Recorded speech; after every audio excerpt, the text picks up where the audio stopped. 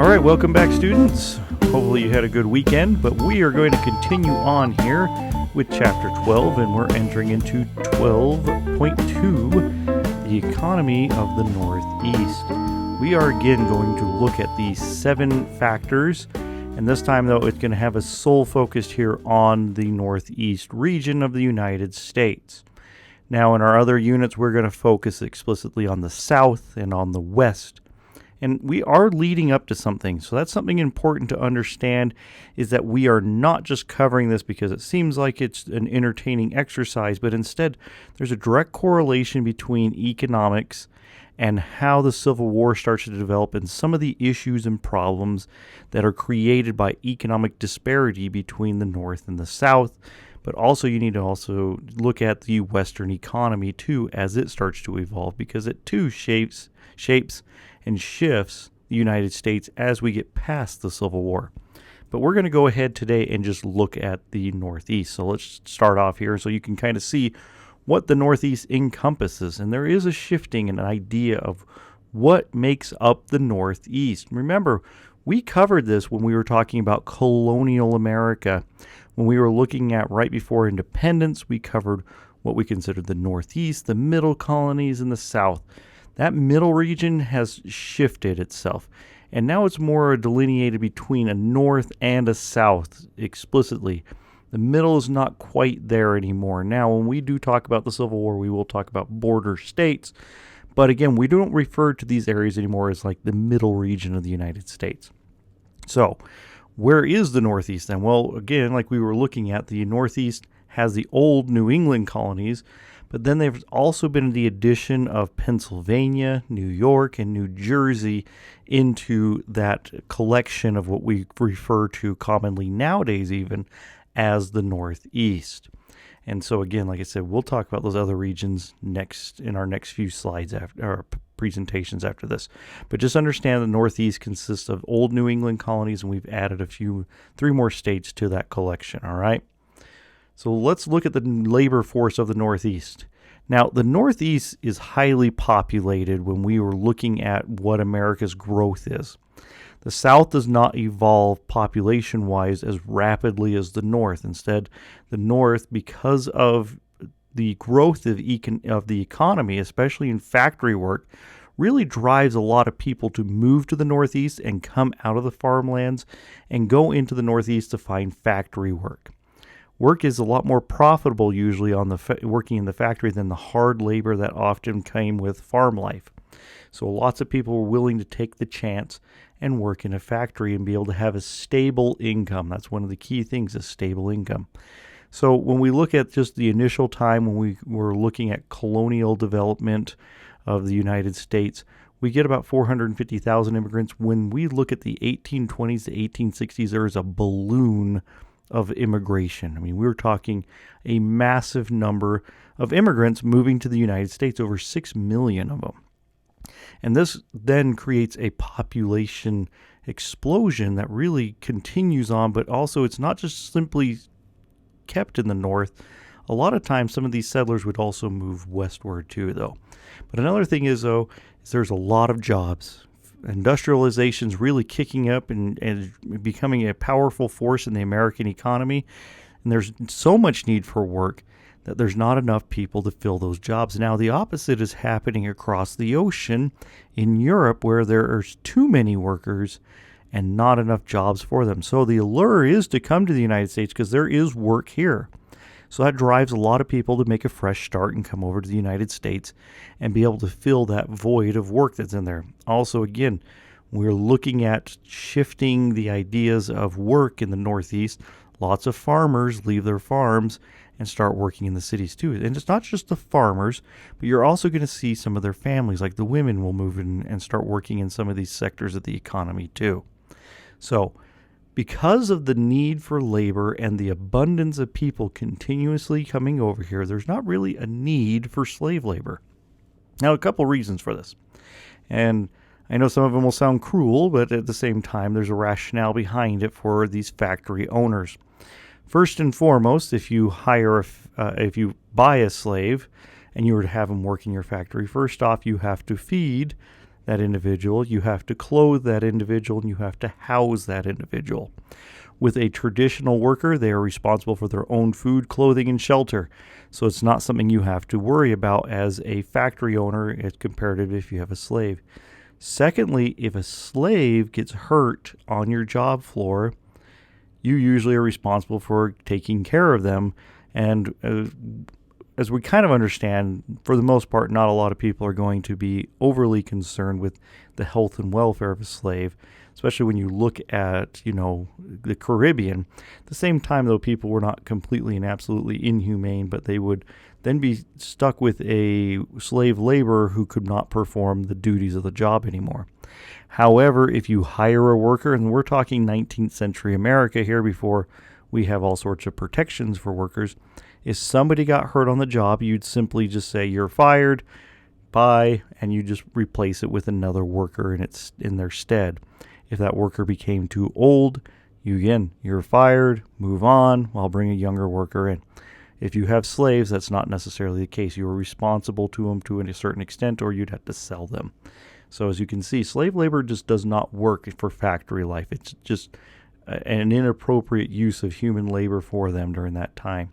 And so this also, though, another key point is in the Northeast, that's where a lot of the abolitionists were, and where people really were looking at slaves no longer as property, but instead as actually as people, and were working to remove them from the chains of slavery.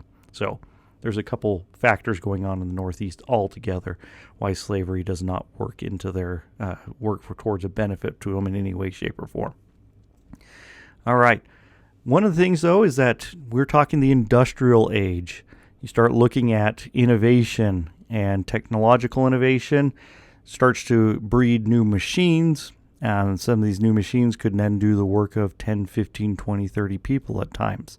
So this starts to balance out the need for workers, too. Once you're able to start replacing workers with machines, often that is what's going to happen. It's, again, the idea of a factory owner of you're not responsible for these people's labor anymore. Instead, all you're responsible for is making sure a machine works each and every day. Because of that, you start to see, again, industrial companies not really caring for the individual employee themselves. If you get hurt or you're injured or even killed on the job, often they would just replace you very quickly.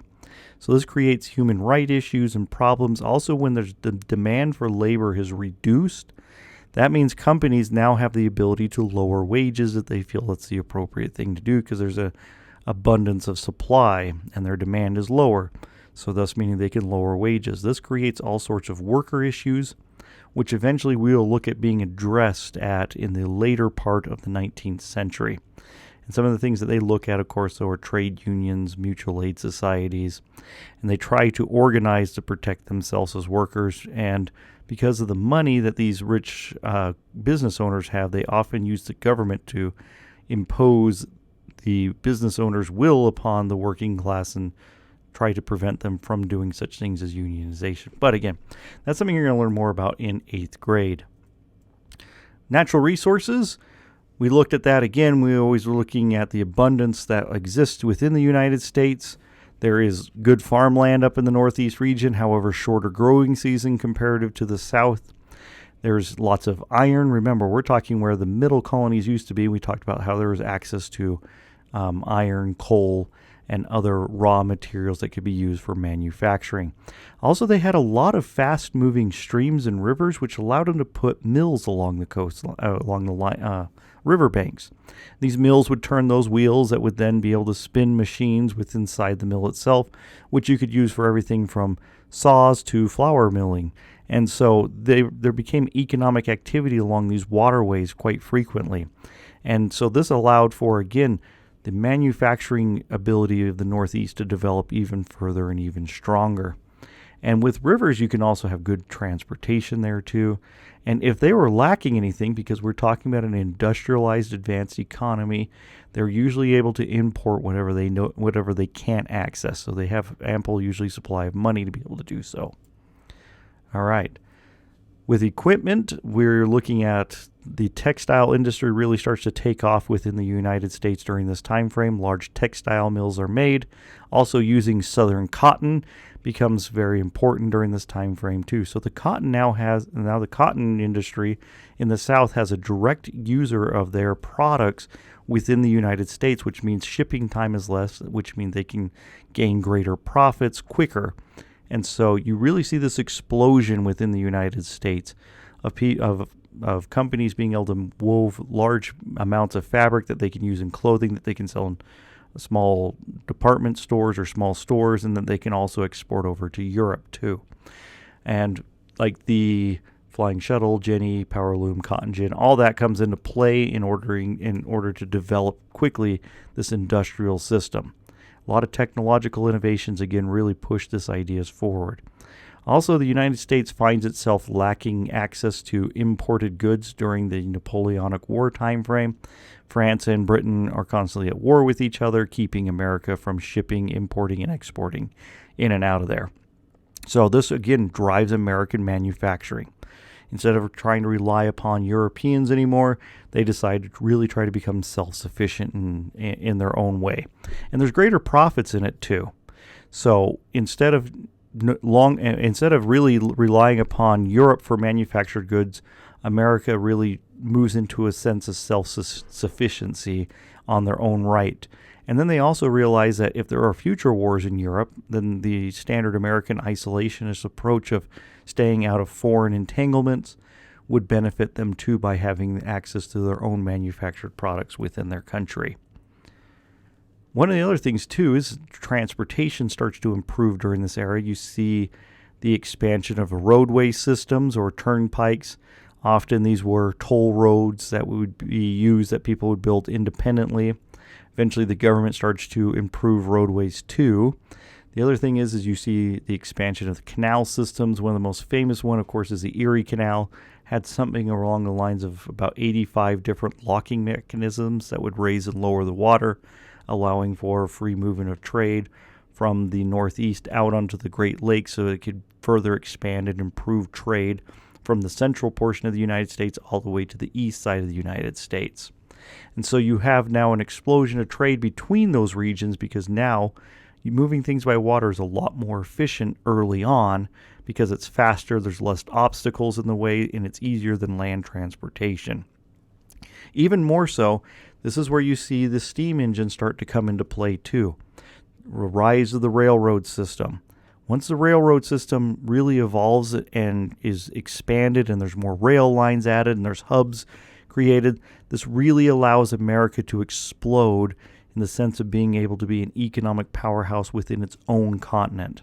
It's able to quickly move products and services from the exterior or the coastal regions to the interior portion of the United States, which opens up even more markets. And it also allows for the Northeast to slowly start to focus more so on industrialization because now they can get food from the south and the central part of the country. So they no longer have to be reliant upon farmers right next to the city. Instead, they can import the food in from other locations, which then allows them to drop prices of manufacturing because more people start to work in manufacturing jobs. So as this starts to boom, this economic development, you're talking about just massive growth across the United States. And another thing is most people don't realize is that the railroads bring in immense amounts of profit on all fronts. More money for rail workers to build the lines, to build the steam engines, to run the railroads, to run different offices, to unload and offload material.